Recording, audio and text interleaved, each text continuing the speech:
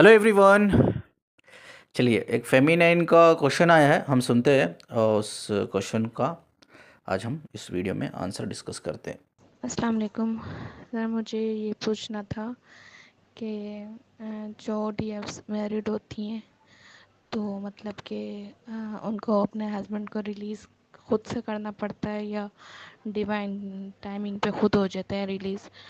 क्योंकि ना बहुत से मेंटर ये कहते हैं कि अगर आप यहाँ अपने कार्मिक्स को रिलीज़ करेंगे तो वो डीएम अपनी तरफ के जो कार्मिक्स होते हैं उनको रिलीज़ करेंगे, यानी कि आप अपने लिए एक्शन लोगे तो वहाँ डीएम जो होते हैं वो डीएफ के लिए एक्शन लेंगे। तो मतलब मुझे ये पूछना था कि ना अगर कोई डीएफ अपने हस्बैंड के साथ खुश है, मतलब कि वो कार्मिक हस्बैंड है और वो सोलमेट में चेंज हो गया है, तो मतलब कि वो तो कार्मिक नहीं रहा ना। तो मतलब कि इस सिचुएशन में, दोनों सिचुएशन में क्या करना चाहिए? मतलब कि खुद से रिलीज़ करना चाहिए अगर कार्मिक है तो क्या जब ही डीएम एक्शन लेंगे, या अगर वो सोलमेट हो गया तो तब भी अगर रिलीज़ करना ज़रूरी होता है या नहीं? मतलब कि किस तरह डीएम जो होते हैं वो डीएफ की इन चीज़ों को मिरर करते हैं। फेमिनाइन का ये क्वेश्चन है, कई सारे में हम यूट्यूब में देखते हैं, सुनते हैं। कई सारे जो यूट्यूबर्स है कहते हैं कि जब जो डिवाइन फेमिनाइन होती है वो मैरिड होती है, चाहे उसका हस्बैंड कार्मिक हो या सोलमेट हो, उनको छोड़ना चाहिए। ठीक है, जब वो छोड़ेगी तभी वो चीज़ें रिफ्लेक्ट होगी, यानी कि मिरर करेगी अपने डीएम को, तो तभी जाके डीएम अपनी उसकी जो वाइफ होती है उसको, वाइफ को या गर्लफ्रेंड को वो छोड़ेगा। तो क्या ये सच है? क्या ऐसा ही होता है? तो क्या इसमें जो डिवाइन फेमिनिन होती है उसको अपने हस्बैंड या सोलमेट है या वो कार्मिक है जो भी है उसको छोड़ना चाहिए, डिवोर्स देना चाहिए, तभी एक डीएम अपनी वाइफ को छोड़ता है और तब जाके हमारा यूनियन होता है? इसमें कितनी सच्चाई है और इस सिचुएशन में हमें क्या करना चाहिए, आज इसके बारे में हम डिस्कस करेंगे। चलो, आपने इनका क्वेश्चन सुना ही होगा। ठीक है, ये क्वेश्चन का आंसर हम तलाश करने से पहले एक स्टोरी मैं शेयर करता हूँ। एक 2-3 वीक पहले एक लेडी ने मुझे कांटेक्ट किया था।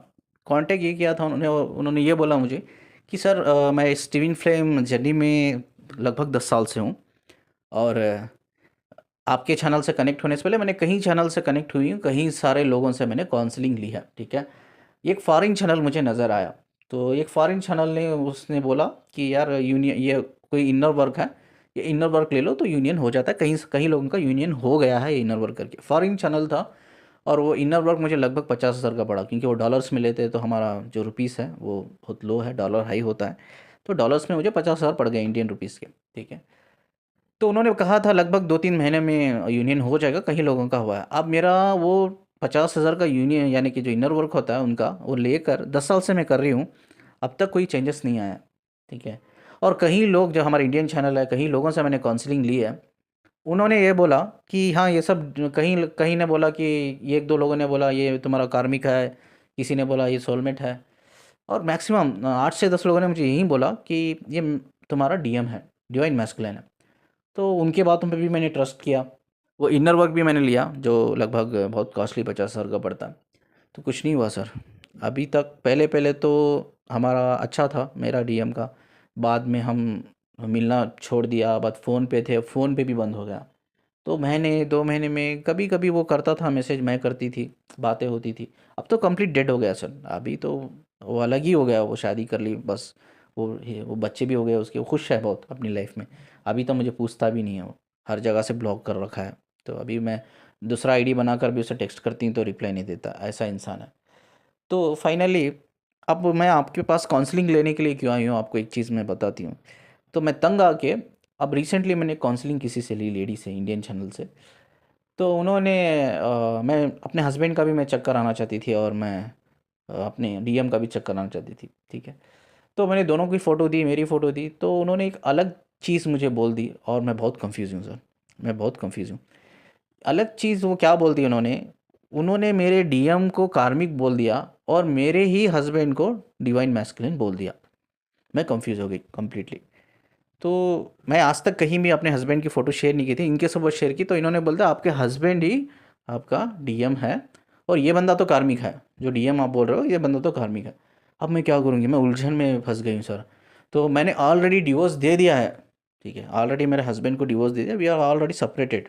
ठीक है, अब मुझे बड़ा ही अंदर से गिल्ट फील हो रहा है, क्यों मैंने अपने हस्बैंड को डिवोर्स दिया। इसलिए फील नहीं हो रहा है कि वो मेरे डीएम है, मुझे ये भी पता नहीं वो डीएम है या नहीं, ये लोग बोल रहे हैं डीएम है करके, मुझे तो ऐसा नहीं लगता कि वो मेरे डीएम है करके। तो लेकिन मुझे गिल्ट फील हो रहा है यार, किस चक्करों में फंसकर मैं ये वो डीएम के चक्कर में फंस गई। तो उस वो भी मेरे हाथ से चल गया, वो बंदा भी अब रिप्लाई नहीं करता, 10 साल हो गए। मेरे डिवोर्स भी मैंने अपने हस्बैंड को दे दिया, अब किस मुंह से मैं उनसे बात करूंगी जाऊंगी, ये तो बोलती है वो मेरा डीएम है करके। सर मैंने काउंसलिंग कहीं जगह से ली, मैं आप चाहती हूँ आप फाइनल रिजल्ट दो। ठीक है, आप काउंसलिंग लो, आप मेडिटेशन में चेक करो, आप मुझे फाइनल रिजल्ट दो, क्या सच में मेरे हस्बैंड ही डीएम है और ये बंदा क्या मेरा कार्मिक है या यही मेरा डीएम है। ठीक है, उनका मेडिटेशन मैंने क्या आपको बताता हूँ, शॉकिंग रिजल्ट आया, फ्रीक्वेंसी के लेवल पे बोल रहा हूँ, बहुत शॉकिंग रिजल्ट आया। ठीक है, उनका फ्रीक्वेंसी रिजल्ट ये आया उनका मेडिटेशन में, ना उनके हस्बैंड का कोई सोल कनेक्शन है ये जो औरत से, ना वो डीएम है ना सोलमेट है, ना ही वो बंदा जो किसी लेडी ने कहा, 8-10 लोगों ने कहा कि वो आपका डीएम है, किसी ने एक ने कहा कि वो आपका कार्मिक है, ना ही वो कार्मिक बंदा है, ना ही वो सोलमेट है, ना ही वो बंदा इनका डीएम है। यानी कि वो बंदा जो है, ठीक है, इस दुनिया में आया है सिर्फ इनको स्पिरिचुअल अवेकनिंग कराने के लिए। यानी कि इसका मतलब ये है, वो बंदे की सोल और इनकी सोल सिर्फ एक स्पिरिचुअल डायमेंशन से कनेक्टेड है, कोई कनेक्शन नहीं है, कोई सोलमेट लेवल का कनेक्शन नहीं है, ट्विन फ्लेम का कनेक्शन नहीं है, कार्मिक का कनेक्शन नहीं है, सिर्फ वो कनेक्टेड है, जानती है वो। ये सोल कॉन्ट्रैक्ट में खुद लिखा क्या है कि वो बंदा आएगा और मेरी स्पिरिचुअल अवेकनिंग कराएगा। यानी कि ये लेडी सिर्फ एक स्पिरिचुअल अवेकनिंग में है, एक स्पिरिचुअल जर्नी में है। अब वो जर्नी में वो बंदा इनकी लाइफ में सिर्फ इस जर्नी में पुश करने के लिए आया, उसका जो रोल था वो करके चल गया, वो निकल गया अपनी लाइफ से, इसकी ये औरत की लाइफ से निकल गया। अब ये फंस गई। अब मैंने इनको बोला, ना ही आपके हस्बैंड आपके डीएम है, ना ही वो बंदा ये आपका डीएम है, दोनों नहीं है। आप इन चीज़ से बाहर निकलिए, आप एक स्पिरिचुअल जर्नी में, स्पिरिचुअल जर्नी में रहकर काम कीजिए। अगर आपने क्यों डिवोर्स दिया, मैंने पूछा क्यों डिवोर्स दिया, वो कार्मिक था करके बोला, मैं बोला वो कार्मिक भी नहीं है। हाँ, उसके कुछ इंटरनल इश्यूज है आपके हस्बैंड के, वो खुद एक ट्रोमाटाइज पर्सन है, इसकी वजह से आपके सोबत वो रह नहीं पाया। ठीक है, इसकी वजह से वो रिलेशनशिप ख़राब हुआ आपका, लेकिन वो बंदा तो कार्मिक नहीं है। अब इट्स ओके, आपने डिवोर्स दे दिया है, कोई बात नहीं, आप अकेले आप ग्रो करो, स्पिरिचुअल जर्नी में आगे बढ़ो। आप यकीन नहीं मानोगे, ये रिज़ल्ट देखकर वो लड़की, वो औरत इतना पछताई, इतना पछताई। तो उसने खुद बोला, जो चीज़ आप बोल रहे हो ये मुझे खुद जाते जाते अंदाज़ा हो गया था कि वो मेरा बंदा डीएम नहीं है, बट फिर भी मैं इन चक्करों में पड़ी रही, यूट्यूब के काउंसलिंग के, किसी को पूछती रही, सब बोलते रहे डीएम है, डीएम है, डीएम है। जैसा जैसा वक्त गुजरता रहा मुझे भी लगने लगा, नहीं यार ये डीएम नहीं हो सकता, ये मेरा डीएम नहीं हो सकता। जो आपने कहा ना, एग्जैक्टली मेरा अंतरात्मा ने भी यही कहा मुझसे, लेकिन मैं उस अंतरात्मा की आवाज़ को सुन नहीं पाई सर। तो उसके बाद उन्होंने बहुत अफसोस किया इस चीज़ को लेकर कि मेरी लाइफ तबाह हो गई है डीएम के डीएफ के चक्कर में, ये ट्विन फ्लेम के चक्कर में। Twin flame journey is a very very very rare journey, please इसकी वजह से अपनी शादीशुदा ज़िंदगी को ख़राब मत करो आप लोग। ठीक, फर्स्ट ऑफ ऑल हम ये जानने की कोशिश करेंगे कि ये कार्मिक होते कौन है। ठीक है, मैं रिलेशनशिप काउंसलिंग लेता हूँ, आपको मैं बता दूँ 80% ऑफ द मैरिड कपल खुश नहीं है। ठीक है, अपनी शादीशुदा ज़िंदगी में खुश नहीं है। क्या इसका मतलब ये है कि वो 80% ऑफ द कपल सब कार्मिक है?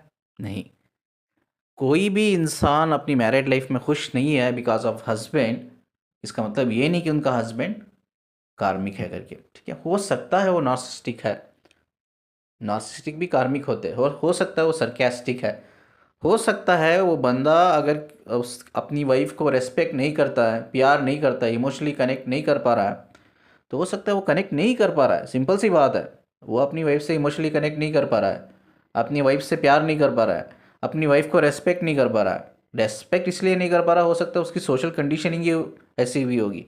ये जो भी कार्मिक होते हैं ना, ये बचपन से ही ट्रोमाटाइज्ड होते हैं। ठीक है, बचपन से ही इनके कहीं सारे ट्रॉमा होते हैं। इनकी फैमिली में इनके जो पेरेंट्स होते हैं, पेरेंट्स का मैरिज इशू होता है, माँ बाप लड़ते रहते हैं, झगड़ा करते रहते हैं, बचपन से देखते आते रहते हैं। ठीक है, बचपन से इनको प्यार नहीं मिलता है, अनकंडीशनल लव नहीं मिलता है, अटेंशन नहीं मिलता है, अप्रिसिएशन एनकरेजमेंट नहीं मिलता है, सपोर्ट नहीं मिलता है, जिसकी वजह से ये दुनिया को एक अलग नज़रिए से देखते हैं। ठीक है, दुनिया को एक प्यार की नज़र से नहीं देखते, एक नफ़रत की नज़र से देखते हैं दुनिया को। ठीक है, तो इस ये इनका इंटरनल इश्यूज है। हर इंसान कोई कार्मिक नहीं होता, ऐसा तो 80% ऑफ द कपल खुश नहीं है। अपने हस्बैंड से लेकर, जो वाइफ्स होती हैं अपने हस्बैंड को लेकर खुश नहीं। इसका मतलब ये नहीं कि वो 80% ऑफ द हस्बैंड जो है कार्मिक है, कार्मिक नहीं है। उनकी सोशल कंडीशनिंग ही वैसी हुई है, उनका ट्रोमाटाइज्ड है इंसान है वो, बचपन से ही उनको किसी ना किसी ट्रोमा से वो गुजरे हैं। ठीक है, कहीं लोग रिलेशनशिप ट्रोमा से गुजरते हैं, कहीं लोग चाइल्डहुड ट्रोमा से, इमोशनल ट्रोमा से, सोशल ट्रोमा से, कई सारे ट्रोमा होते हैं, उनके अंदर भी डिसऑर्डर होते हैं, जिसकी वजह से वो अपने ही लाइफ पार्टनर के साथ ठीक तरह से बिहेव नहीं कर पाते, या ऐसा कहो कि एक हेल्थी रिलेशनशिप बना नहीं पाते। इसका मतलब ये नहीं है कि वो सब कार्मिक है करके। कार्मिक कौन होता है मैं आपको बताता हूँ। कार्मिक वो होता है, सपोज इस दुनिया में कोई भी इंसान पैदा होता है और वो गुनाह करता है। गुनाह मतलब चाहे किसी भी किस्म का हो, भाई किसी का मर्डर कर दिया, किसी का रेप कर दिया, किसी की ज़िंदगी तबाह कर दी, किसी का बिजनेस में जानबूझकर धोखा देकर लॉस कर दिया। ठीक है, किसी को जानबूझकर इमोशनली हर्ट किया। ठीक है, कोई भी जो इंसान के गलत इंटेंशन लेवल पे, गलत इमोशनल लेवल पे किसी की भी ज़िंदगी को, ठीक है, बर्बाद कर देता है।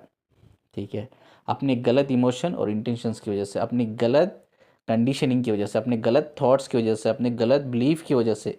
ठीक है, जो कोई भी इंसान किसी एक इनोसेंट इंसान की ज़िंदगी को तबाह कर देता है, दैट इज़ कार्मिक।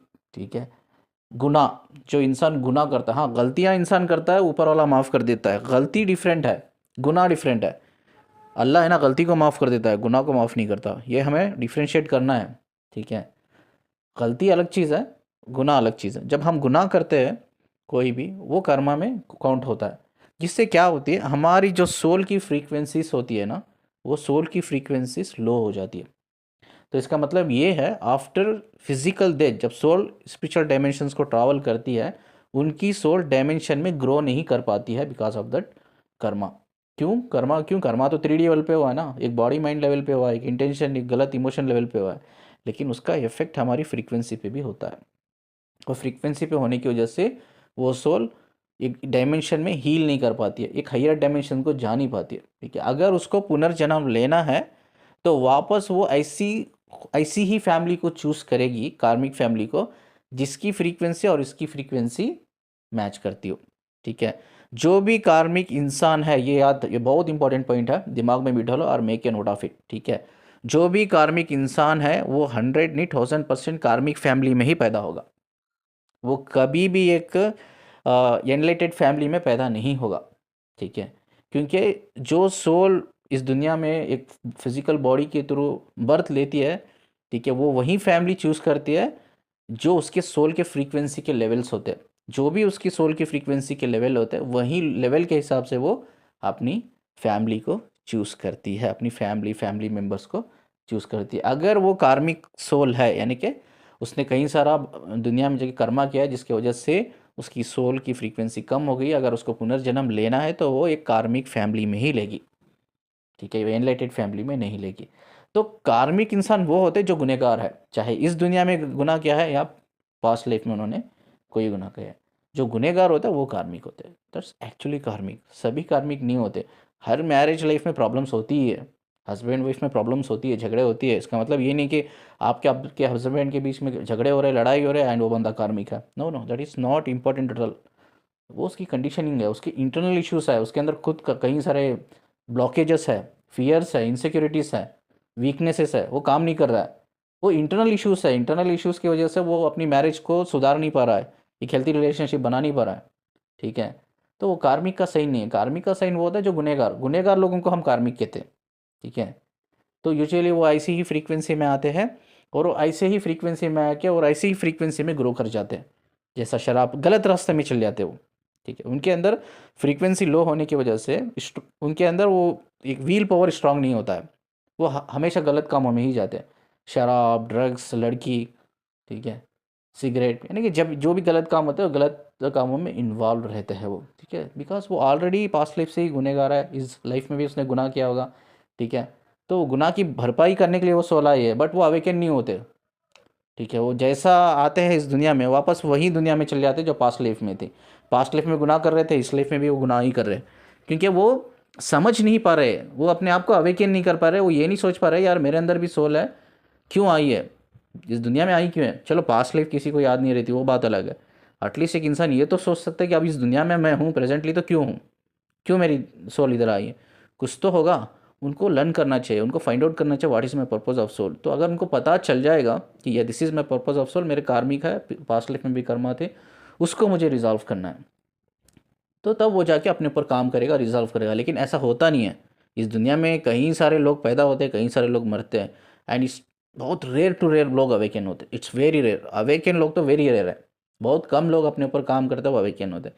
बाकी की दुनिया में आते हैं, बिना अवेकन होके ही ख़त्म हो जाती है लाइफ। ठीक है, हाँ सीखते हैं, लर्न तो करते हैं, कुछ ना कुछ तो लर्न करते हैं, but end of the life वो रियलाइज़ करते हैं।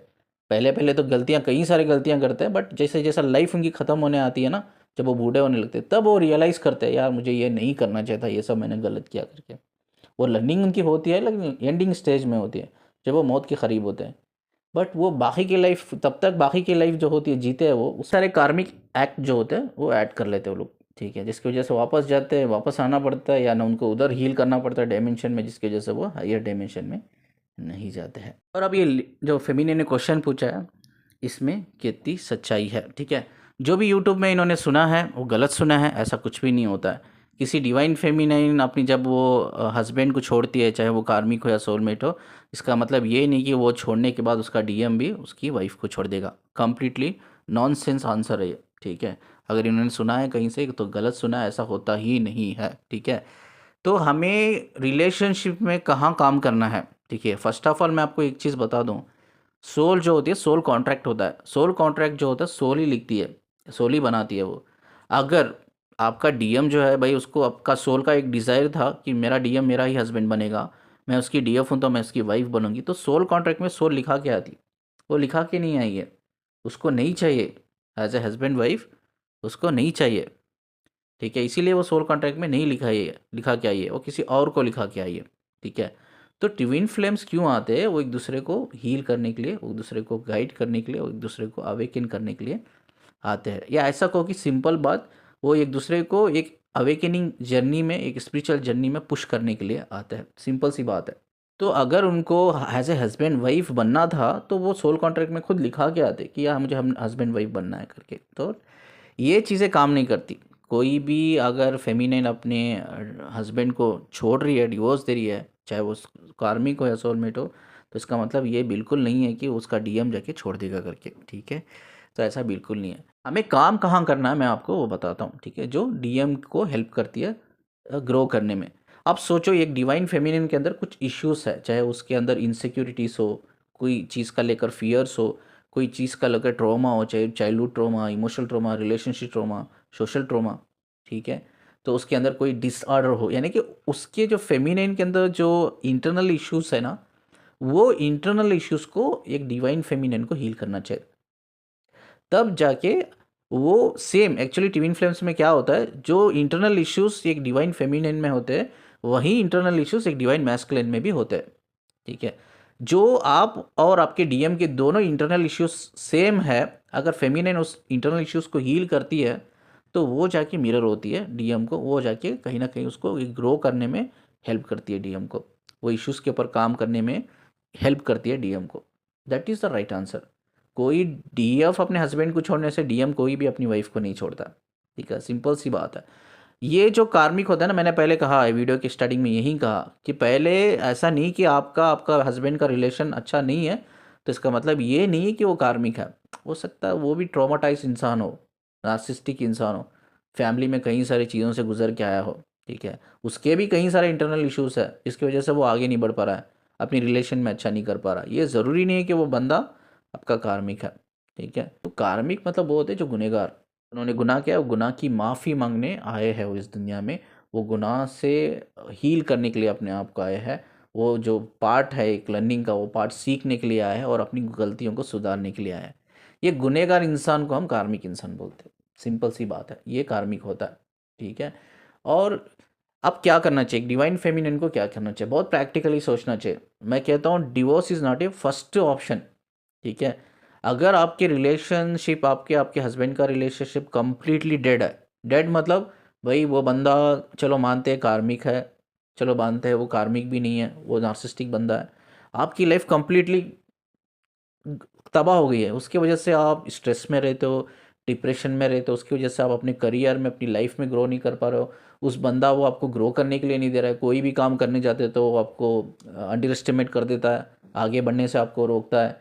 छोटी छोटी बात को झगड़े हो जाते हैं हमारे आपके दोनों के बीच में, छोटी छोटी चीज़ों को लेकर झगड़े हो जाते हैं, छोटे छोटे चीज़ों को लेकर आपके दोनों के बीच में आर्ग्यूमेंट्स हो जाते हैं। आपने 100% नहीं 200% अपने रिलेशन में दिया कि हाँ मैं इस रिलेशनशिप को बैलेंस करने की कोशिश करूँगी बिकॉज ऑफ द बच्चे, मेरे बच्चे हैं और मैं बच्चों के लिए मैं करूँगी, ठीक है, मैं कोशिश करूँगी, ठीक है, सोसाइटी के लिए, बच्चों के लिए, अपने पेरेंट्स के लिए। अब हो ही नहीं पा रहा है, हो ही नहीं पा रहा है। लाइफ दिन ब दिन बिगड़ती जा रही है, दिन ब दिन आप बीमार हो रहे हो। दैट इज़ मेन इंपॉर्टेंट, आपको ये देखना है। वो रिलेशनशिप में अगर रहकर आप बीमार हो रहे हो तो रिलेशनशिप से जल्दी आपको बाहर आना चाहिए। डिवोर्स, कंप्लीट ऑप्शन डिवोर्स जा सकते हो। भाई क्या करोगे, आप जिंदा ही नहीं रहोगे तो रिलेशन का क्या करोगे, ठीक है, आप हेल्थफुल नहीं रहोगे तो क्या करोगे, आप माइंडफुल नहीं रहोगे तो रिलेशन का ही क्या करोगे आप, ज़रूरी नहीं है ना। अगर आप बीमार हो रहे हो उस रिलेशन की वजह से, ठीक है, तो उस रिलेशन में आपको एक ही ऑप्शन है, डिवोर्स ले लो। डिवोर्स लेके बाहर आ जाओ। इसका मतलब ये नहीं कि आपका डीएम डिवोर्स ले लेगा, ये बिल्कुल नहीं है। लेकिन जो डिवाइन फेमिनिन के अंदर इंटरनल इश्यूज होते हैं वो आप काम करेंगे तो आपके डीएम को हेल्प करेंगे। जब डीएम अपने इंटरनल इश्यूज़ के ऊपर काम करेगा तो उसकी डीएफ विल, वो इंटरनल इश्यूज़ के ऊपर काम करना है, वो हील करते हैं, ठीक है। लेकिन ये एक हस्बैंड एक वाइफ डिवाइन फेमिनिन अपने हस्बैंड को छोड़ने से कोई डीएम डिवाइन मैस्कुलिन कोई अपनी वाइफ को नहीं छोड़ता। कई सारे लोग मुझे बोलते हैं सर मैं कार्मिक फैमिली में हूँ, मैं कार्मिक फैमिली में हूँ। मैं आपको उन सब लोगों को बता दूं जो भी आज कार्मिक फैमिली में है, अगर आप कार्मिक फैमिली में हो तो आप भी कार्मिक ही हो, सिंपल सी बात है। आप पास्ट लाइफ हो सकता है कुछ ना कुछ गुनाह ज़रूर किया है जिसकी वजह से आपकी फ्रीक्वेंसी, सोल की फ्रीक्वेंसी लो हुई है। उसी फ्रीक्वेंसी के हिसाब से आपकी सोल ने एक फैमिली चूज़ की है इस दुनिया में वापस आने के लिए। अगर आपकी फैमिली कार्मिक है तो आप भी कार्मिक हो, सिंपल सी बात है। तो ब्लेम करना छोड़ दो अपनी फैमिली को कि मेरी फैमिली कार्मिक है, मेरा हस्बैंड कार्मिक है, मेरी वाइफ कार्मिक है। ब्लेम करना छोड़ दो, ठीक है। उससे अच्छा, ब्लेम करने से अच्छा आप अपने ऊपर ध्यान दो, फोकस करो और ग्रो करो, ठीक है। जो कर्मा है आपका वो कर्मा को रिजॉल्व करो, ठीक है, सीखो, लर्न करो, ठीक है, मुझे कैसा हील करना है। जितना विजडम नॉलेज हासिल करना है अपने आप को हील करने के लिए हासिल करो, ठीक है। आप अपने ऊपर काम करो यार, ब्लेम करने से कुछ नहीं होगा। अगर आप कार्मिक फैमिली में हो तो यू आर ऑल्सो ए कार्मिक, ठीक है, समझो इस बात को। तो दूसरी बात, क्या हमारी इस दुनिया में आने के बाद क्या हमारी डीएम से डीएफ की शादी नहीं होती है, डीएफ की और डीएम से शादी नहीं होती है? क्या सिर्फ वो एक दूसरे से कनेक्टेड रहकर ही हील करने के लिए नहीं आते? ऐसा नहीं है, ये कम्प्लीटली सोल कॉन्ट्रैक्ट के ऊपर बेस होता है।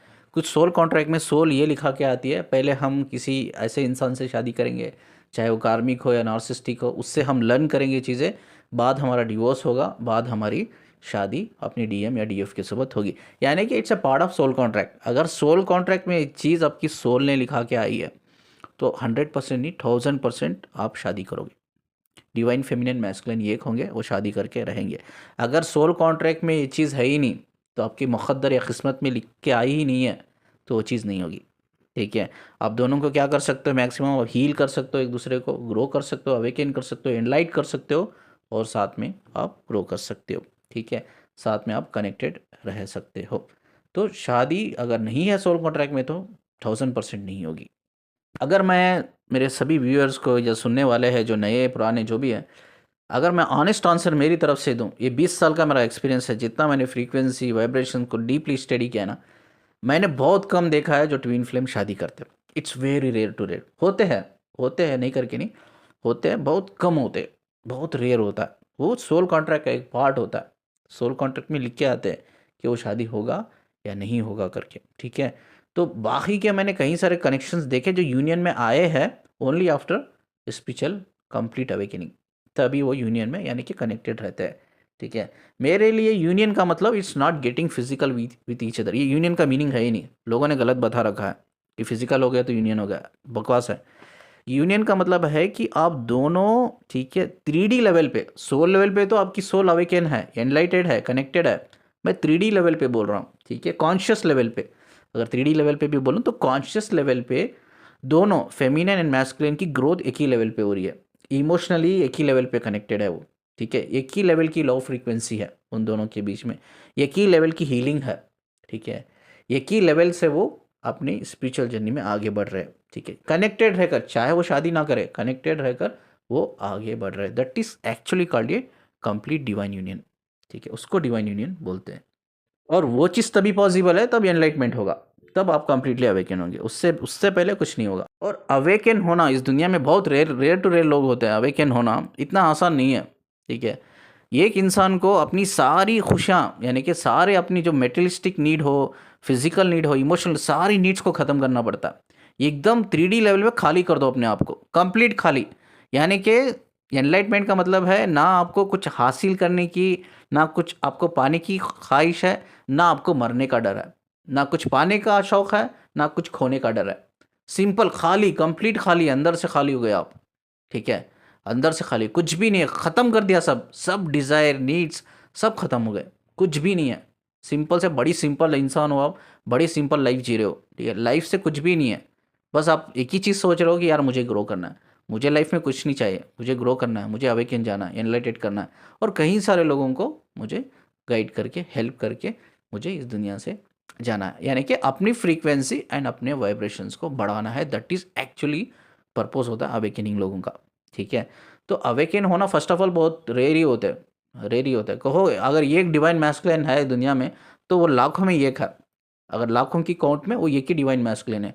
अगर एक डिवाइन फेमिनिन है तो लाखों की काउंट में एक ही डिवाइन फेमिनिन है। तो लाख में जाके, 1 लाख में जाके एक इंसान अवेकन होता है, एक फेमिनिन अवेकन होती है, ये मैस्कुलिन अवेकन होता है। इसके लिए उसको कई सारे दर्द से, तकलीफ से गुजरना पड़ता है। यूनिवर्स उसको ऐसे ऐसे टेस्ट से गुजारता है, ऐसी ऐसी तकलीफ से, ऐसे दर्द से, आप सोच भी नहीं सकते, सोच भी नहीं सकते वो इंसान क्या दर्द से, क्या तकलीफ से गुजरा होगा करके, ठीक है। वो यहाँ तक कितना मुश्किल से अवेकन क्या होगा अपने आप को, ठीक है। बहुत मुश्किल होता है, एक डिवाइन मैस्कुलिन हो, डिवाइन फेमिनिन हो, उसकी अवेकनिंग की जर्नी इतनी आसान नहीं है, बहुत मुश्किल होता है। कई बार गिर गिर के उठना पड़ता है, कई बार गिर गिर के उठना पड़ता है।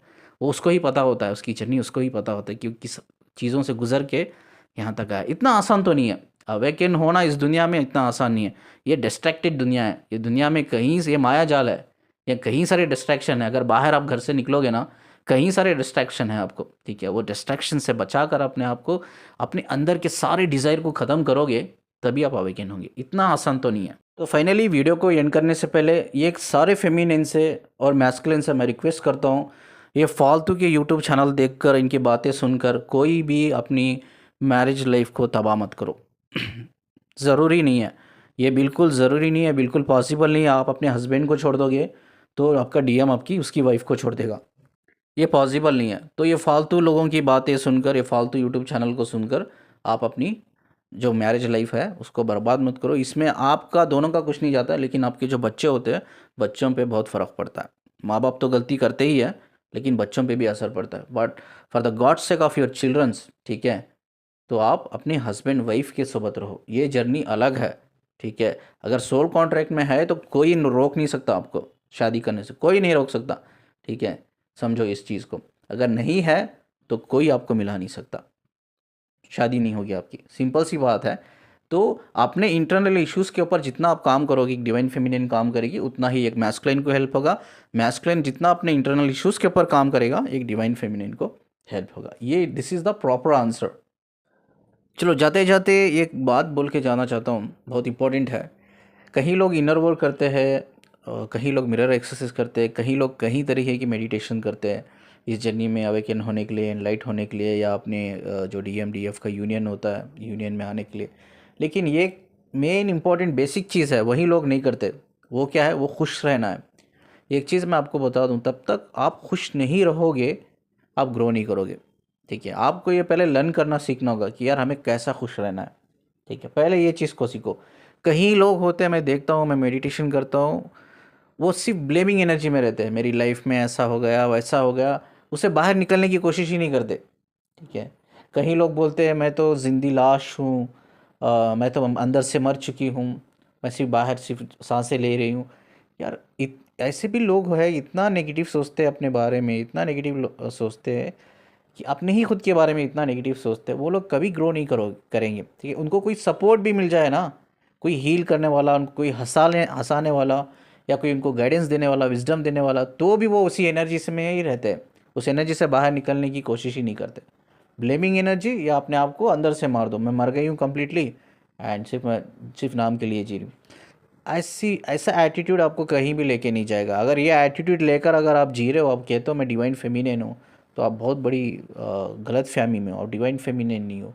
ठीक है, डिवाइन फेमिनिन वो होती है जो कम्प्लीटली हील होती है। डिवाइन फेमिनिन या मैस्कुलिन वो होता है यार जिसको हंसना आता है, हंसाना आता है, जो इंसान खुश रहता है। जो इंसान खुश रहता है वहीं अवेकन हो सकता है, वहीं ग्रो कर सकता है। अगर आप खुशी नहीं हो, आपको पता ही नहीं है कि कैसा खुश रहना है, आप मर चुके हो अंदर से कम्प्लीटली, एक जिंदा लाश हो, ठीक है, तो आप कई तरीके की मेडिटेशन कर लो, इनर वर्क कर लो, मिरर एक्सरसाइज कर लो, जो करना है करो। मैं लिख के देता हूँ, आप लोग ग्रो नहीं करोगे। पहले बेसिक चीज़ें सीखो कि कैसा हमें खुश रहना है, कैसा अपने आप को खुश रखना है। बस यही बेसिक चीज़ है। चलिए, इस बात को बोलकर मैं वीडियो को एंड करता हूँ। आप स्क्रीन पे काउंसलिंग के लिए नंबर देख रहे हो, आप कांटेक्ट कर सकते हो। वीडियो को जितना लाइक करते हो शेयर करो, और जाते जाते चैनल को सब्सक्राइब करो जो लोग नए लोग हैं। ठीक है, मुझे सुनने के लिए और मुझसे कनेक्ट रहने के लिए शुक्रिया जी। अल्लाह हाफिज़।